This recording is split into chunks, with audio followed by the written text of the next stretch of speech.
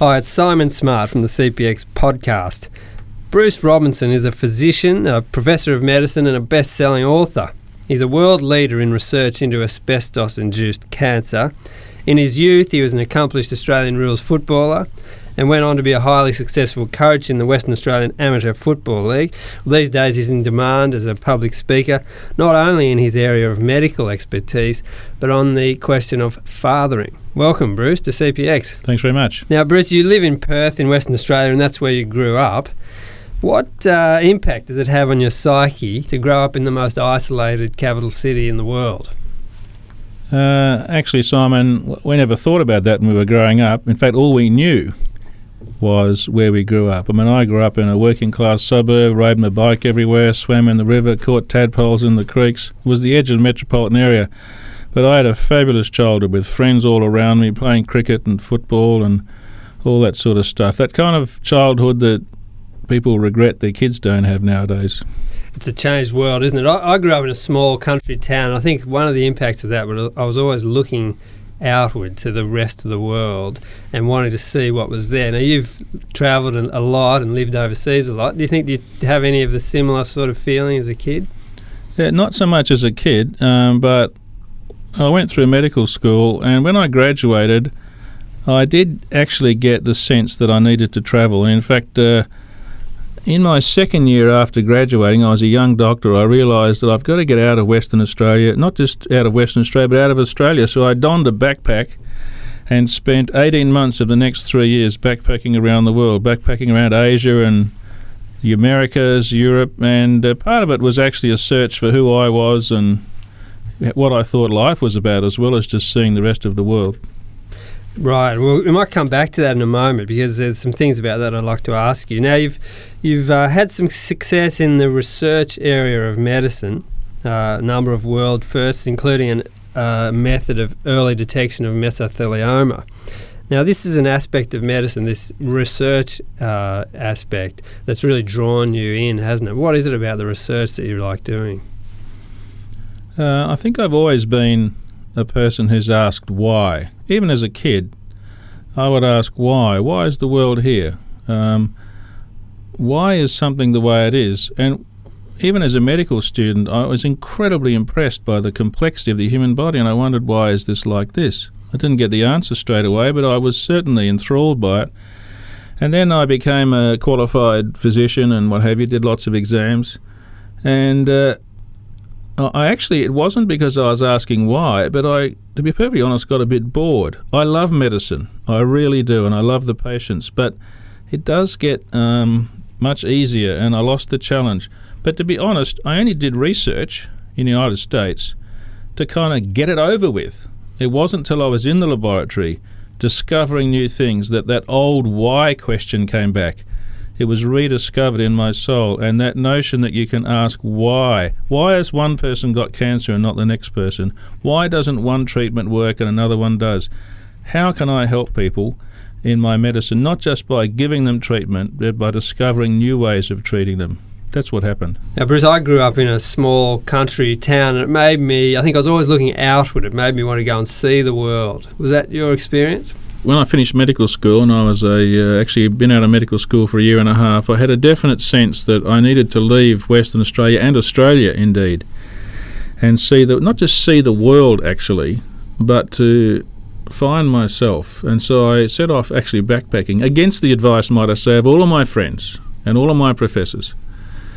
And it wasn't just to see the world. I kind of wasn't sure who I was at that stage. I'd been a Christian maybe for 5 or 6 years, but I wasn't sure. I guess I had a crisis of faith. I wasn't sure how much was what I believed and how much was given to me after I'd become a Christian. So frankly, I pushed the whole house over.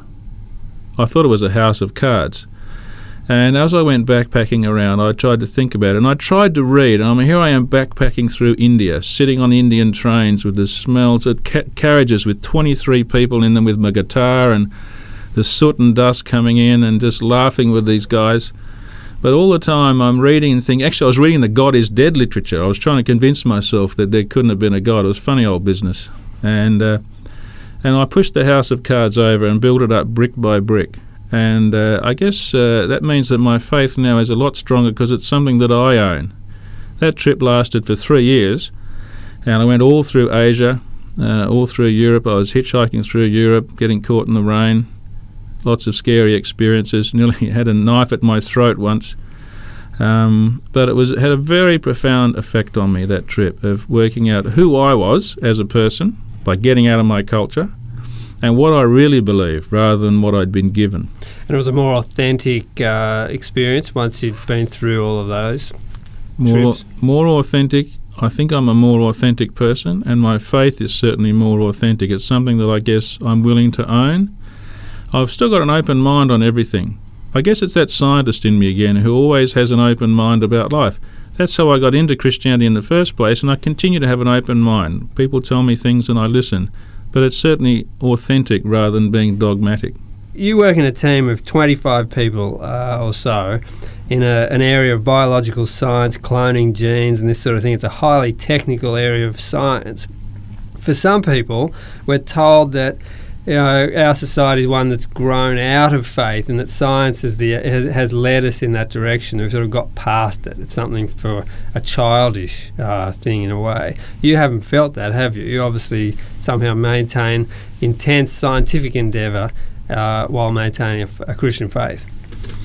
Curious that you should mention that, because it seems to me that the people who say that sort of thing are mostly not scientists themselves. It's actually, I think, quite difficult for any scientist that has a genuine open mind to not wonder if there isn't some design and creation going on. Whether you're talking about the human body, human biology, whether you're talking about physics, whatever it is, it's actually hard not to ask these sorts of questions. To be perfectly honest, I don't think there is any conflict with science. Not only that, science and faith, not only that, but I think faith stands really strongly in the middle of all this science. Whether it's medicine, physics, chemistry, philosophy, psychology, I don't think Christians have anything to be frightened of, because there is no conflict. Indeed, in a lot of ways, science leads you to the questions that lead you to faith. There seems to be a design and a reason. And it's pretty scary to people who are scientists who don't believe in God to even begin to lift up that stone and see those things. Some people do, like me. Some people don't. Although I accept, to be honest, that some scientists do and they just choose not to believe. But what I'm saying is it's hard not to believe if you're a real scientist. You work in an area of medicine where presumably the good news stories are relatively rare, or at least there must be some extremely difficult moments. Lung cancer, I know, is an area you work a lot in. What's been the impact of that on you personally as you witness this sort of pain and suffering? I'd have to say that, I've seen a lot of it. I'm a lung specialist, and lung cancer is the commonest lethal cancer. I have a person dying a dying person every week in my clinic. Sometimes it really gets to me, I can close the door and weep. I've wept in front of patients. I've gone home and wept with my wife, especially when they've had kids the same age as my kids and I've identified with them, or their life is full of tragedy. They've got young kids. I can hear those kids in the waiting room sitting with grandma as I sit in the office and tell them they're going to die. I know they're not going to see their children graduate from high school, even primary school. They'll never see their kids get married. In fact, it's probably the last Christmas they'll have with their kids, and it deeply affects me. But on the other hand, Simon, I do think it's a privilege to be a doctor, to be, in a sense, holding their hand as they walk that journey to death. As hard as it is nice to be caring and kind when most people, honestly, feel uncomfortable and run the other way. Well, you've certainly faced suffering in a range of different circumstances. I think of your trip to Indonesia immediately after the Boxing Day tsunami of 2004. What made you go over to Indonesia at that point? Well, I've been trained in tropical medicine, and Aceh, which is where the tsunami hit hardest, is right next to Western Australia. So I figured, love your neighbour, get over there and volunteer. And it was pretty horrendous. You can imagine. 3-4 kilometres of town just smashed in rubble, and most of the bodies had been, forgive me for being so brutal, most of the hundreds of thousands of bodies had been cleaned up by the time I got there, but we were still finding bodies in the river, and pretty much I was working in tents. The whole time working in tents. Sometimes outside a big hospital and flying up in helicopters to small towns, working in tents, sleeping in tents. It was actually it was pretty hard work, pretty hot, a lot of very needy people, a lot of very sad people. But I worked with an Indonesian team, curiously, not with an Australian government team. There were 120 Indonesians and good old me. And a lot of these people become friends.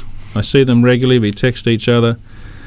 And it was very sad, but it was also very rewarding, actually, to do it. And, I wept many times up there for the sadness, but also, I also laughed with the team. We had a lot of fun as well. Actually, it was inspirational to be with people who care that much. Curiously, and this is the funny thing about Christianity and suffering, most of the people who are in places like that work, not all of them, most of them have some sort of Christian faith.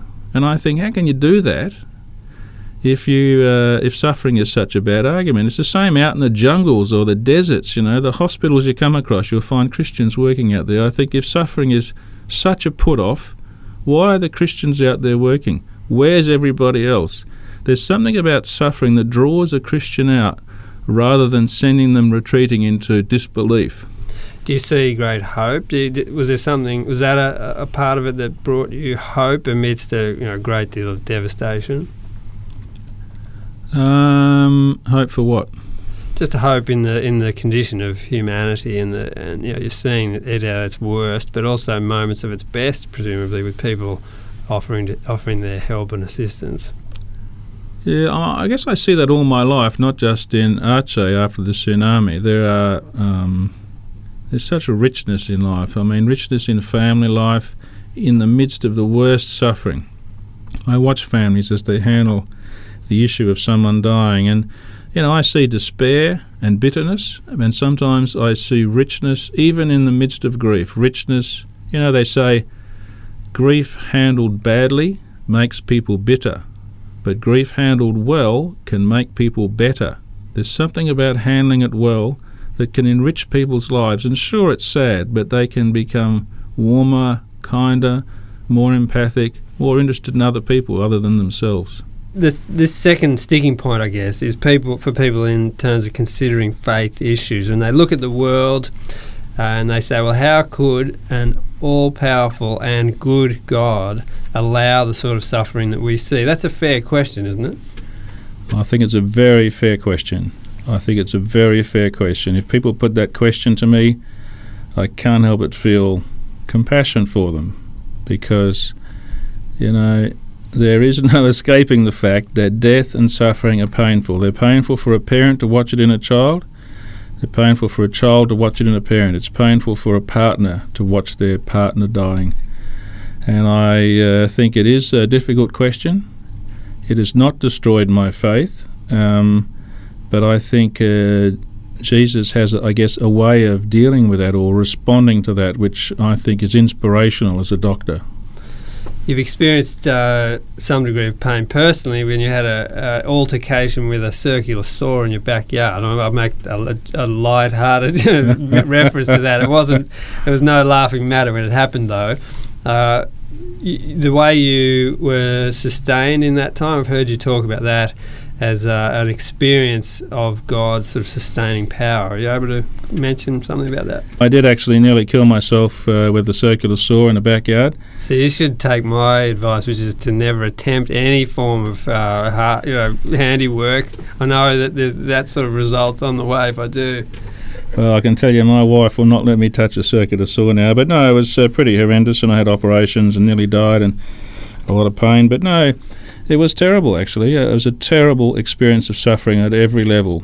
But it's funny, I did feel the sustaining hand of God, even though I wasn't, if you like, psyched up. I was flat, I was down, and I just felt this hand underneath me. That's what it felt like anyway. It was an amazing experience. I want to change tack a little bit. You've got many strings to your bow. One is a great interest in fathering.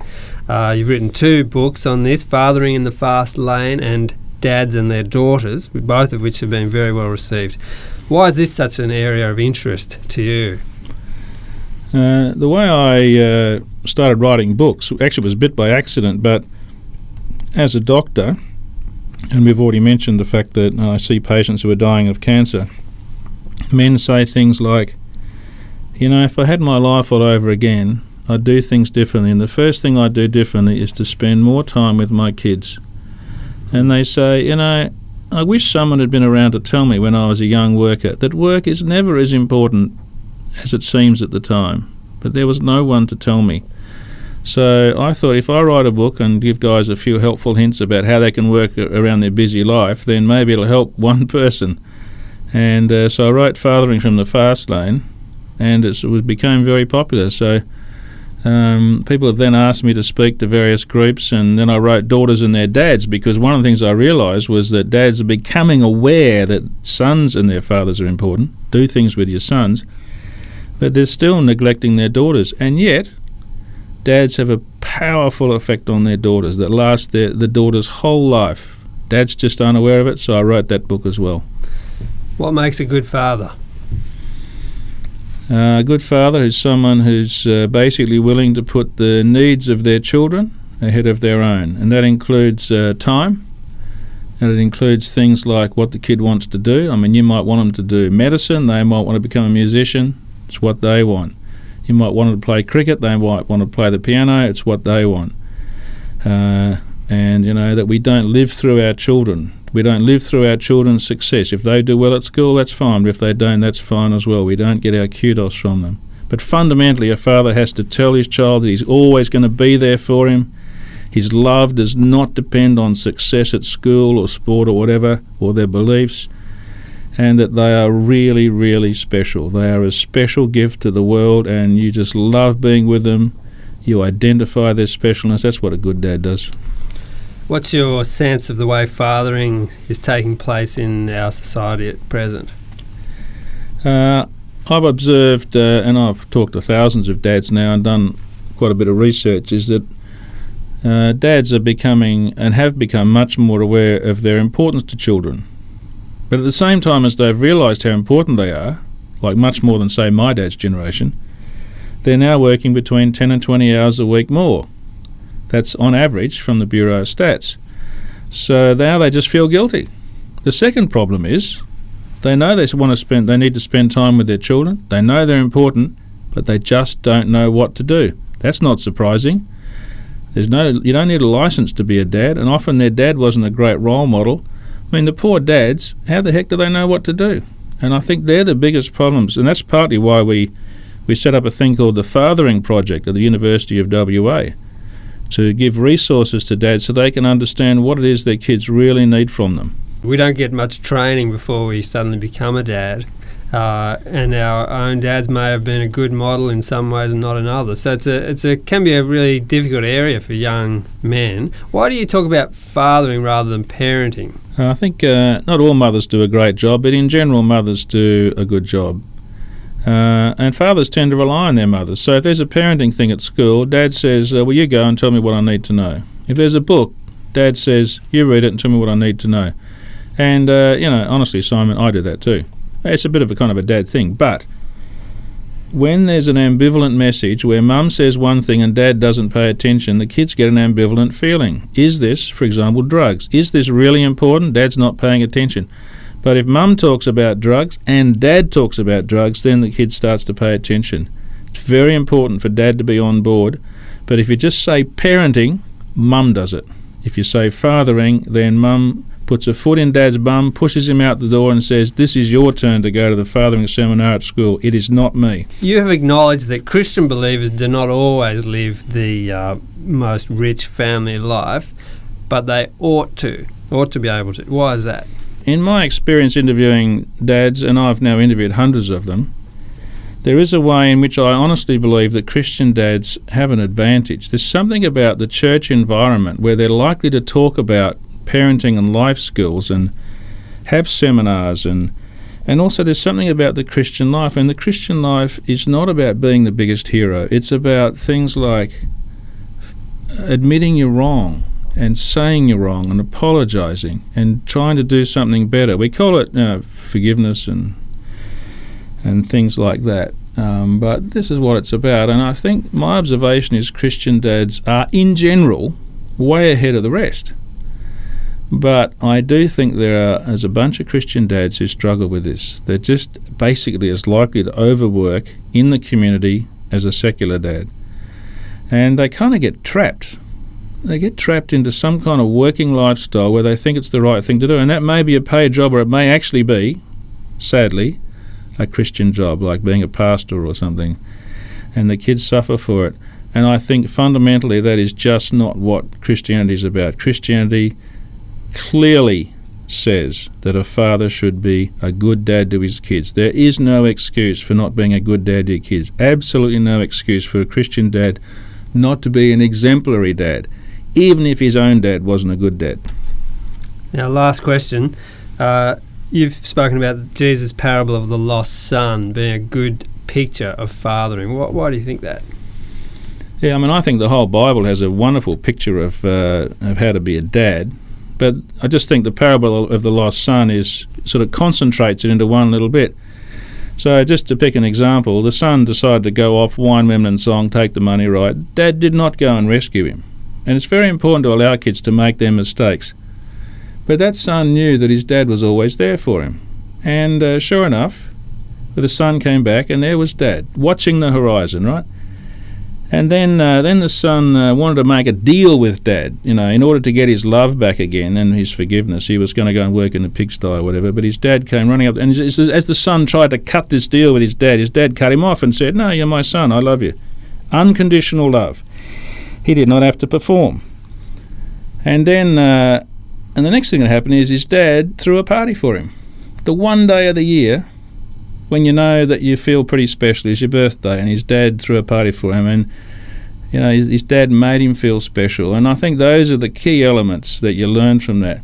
Always be there for your kids, but let them make mistakes, but always be there for them. Love them unconditionally, even if they don't even believe what you believe.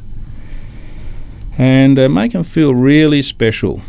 The Sydney Opera House is a special building, and so is the Taj Mahal and the Eiffel Tower, but they don't have to compete against each other. They're all special in their own right. Identify that specialness in your kids, and that is what happened in that story of the lost son. His father made him feel special. Bruce Robinson, thanks for talking with us at CPX.